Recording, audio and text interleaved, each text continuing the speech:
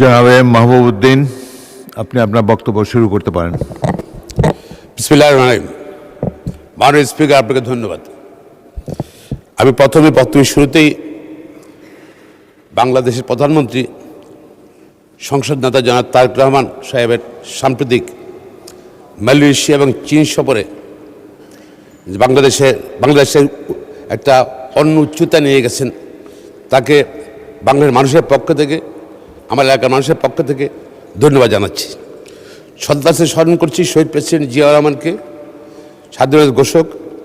শ্রদ্ধার সাথে স্মরণ করছি যিনি স্বৈরাচারের বিরুদ্ধে আন্দোলন করতে গিয়ে নিজেকে তিলে তিলে শেষ করে দিয়েছেন আমাদের দেশনেত্রী, আমাদের মা বেগম খালেদা জিয়াকে।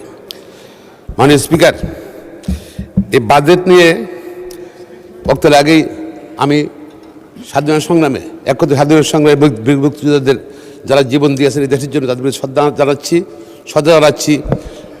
জুলাইয়ের আগস্টে যারা আত্মীয় দিয়েছেন বাংলাদেশে গণতন্ত্র পুনঃপ্রতিষ্ঠার জন্য, আইনি শাসন পুনঃপ্রতিষ্ঠার জন্য তাদের আত্মার প্রতি। মাননীয় স্পিকার, সময় অত্যন্ত সংক্ষিপ্ত, তো আমি যা বলতে চাচ্ছি, আমাদের যে বাজেট ঘাটতি বাজেট সব জায়গাতে হয়। বাংলার রেকর্ড দেখেন, সবসময় ঘাটতি বাজেটই আছে। ঘাটতি বাজেট এটা এই বাজেটটা ভিশন যে আগামী 1 বছর বাংলাদেশের কীভাবে উন্নয়ন হবে পরিকল্পনা। সুতরাং এই বাজেটটায় অনেক সামাজিক সুরক্ষার কথা বলা আছে, ফ্যামিলি কার্ড, কৃষক কার্ডের কথা বলা আছে, মাঠ পর্যায়ে গ্রাম পর্যায়ে টাকা যাবে, গ্রামের মানি সার্কুলেশন বাড়বে বলা আছে। মাননীয় স্পিকার, আপনার সাধারণ যুবকদের কথা বলা আছে, কী যুবকদেরকে ট্রেনিং দেবো, যুবকদেরকে কর্মসংস্থান দেবো, সার্বিক উন্নয়নের কথা বলা আছে, যেটা আমি সংক্ষেপে বলতে হচ্ছে। কিন্তু বাজেটে দেখেন, আমরা উত্তরাধিকার সূত্রে পেয়েছি এই বাজেটে 9,38,000 কোটি টাকার বাজেট। এর মধ্যে 6,00,000 কোটি টাকা হলো সরকার পরিচালনা ব্যয়। এই যে সরকারি কর্মীদের বেতন, পেনশন, ইনফ্রাস্ট্রাকচার এগুলোই। আর 1,07,000 কোটি টাকা হলো আগে যে লোন নিয়েছিল ওদের ইন্টারেস্ট দেওয়া। তো 7,32,000 কোটি টাকা চলে যাচ্ছে। টাকাটা কোথায়, কি সিচুয়েশনে বাজারটা দেওয়া হয়েছে? মাননীয় অর্থমন্ত্রী প্রধানমন্ত্রীর নেতৃত্বে 3 মাসের মাথায় ধ্বংসস্তূপ একটা অর্থনীতি, ব্যাংকিং ব্যবস্থা, লুটপাট, এর মধ্যে বাজেটটা দিয়েছে বলেই তো বাজেট দিয়ে কোনো সমালোচনা নেই খুব একটা। বিরোধী দলের আমার প্রিয় মাননীয় সংসদ সদস্যরা, নেতারা সমালোচনা করেন, কিন্তু অন্য সময় যে সমালোচনা হয়, যে শক্তি থাকে এই সমালোচনায়, ওনার বক্তব্য বিরোধিতার খাতিরে বিরোধিতা করেন। কথার মধ্যে শক্তি নাই, বিরোধিতার মধ্যে শক্তি নেই তাদের। এটা কিন্তু দেশবাসী বুঝতেছি, আমরা পার্লামেন্টে বুঝছি। মাননীয় স্পিকার, বাজেট বাস্তবায়নে আমাদের কতগুলো সমস্যা আছে।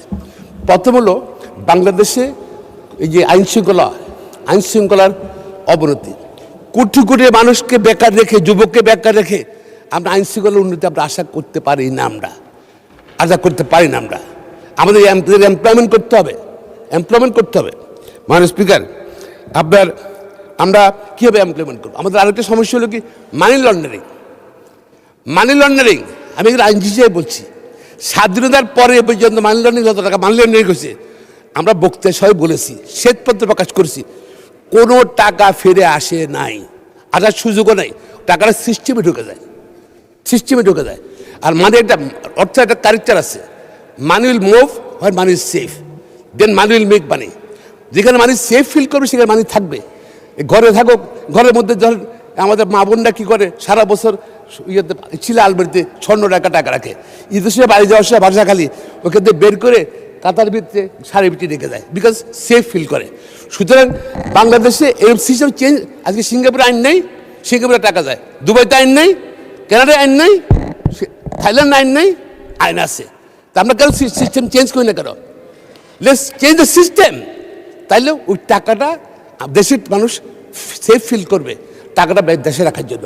বিদেশ থেকে টাকা চলে আসবে। আমরা অলওয়েজ রিভার্স। সেটা আমার মনে হয় আমাদের সিস্টেম চেঞ্জ করা উচিত।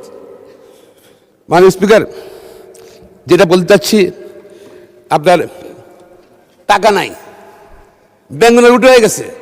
এত ব্যাংক দরকার কি বাংলাদেশে? এত ব্যাংক দরকার নেই বাংলাদেশে। এমপি হলেই তার একটা ব্যাংক লাগবে, এমপি হলেই নেতা হলেই তার লিজিং কোম্পানি লাগবে। ট্যাক্স বন্ধ করতে হবে, ব্যাংক কমে ফেলতে হবে। ব্যাংক দরকার নেই, ব্যাংক জনগণের টাকা দিয়ে ব্যাংকে ঘাটতি পূরণ করতে হয়, ব্যাংক কমায় ফেলতে হবে। আর ব্যাংক কমে ফেললে এখন টাকা কীভাবে আসবে? কেন আমরা চেঞ্জ করি না কেন? আমরা টাকা নগদ টাকা ঘরে, যেহেতু ব্যাংকের মানুষ আস্থা নাই, নগদ টাকা ঘরে। এবং যারা স্বৈরাচার ছিল টাকাটা তারা গোছে রাখে, নগদ টাকা ফেলে চলে গেছে এবং ঘরে ঘর টাকা আছে, ব্যাংকে রাখে না মানুষ। আমরা 500 টাকা 1000 টাকার নোটা আমরা ব্যান করে দিই না। 2 মাসের মধ্যে টাকা জমা দিতে বলি, লিগাল করতে পারবে। যদি ট্যাক্স ফাইলে টাকা না থাকে 25% টাকা দিয়ে লিগাল করবে। দেখা যাচ্ছে আবার বাজার ঘাটতে ফিল আপ হয়ে যাবে, 2 লক্ষ 2.5 লাখ প্রায় ব্যাংকের টাকা পর লিগাল হয়ে যাবে টাকাটা, এবং সেটা আপনার ইনভেস্টমেন্ট হবে, মানে ইকোনমিক হুইল ঘুরবে। ধন্যবাদ মাননীয় সদস্য। পরবর্তী বক্তা মাননীয় সদস্য হাবিবুর রশিদ, ঢাকা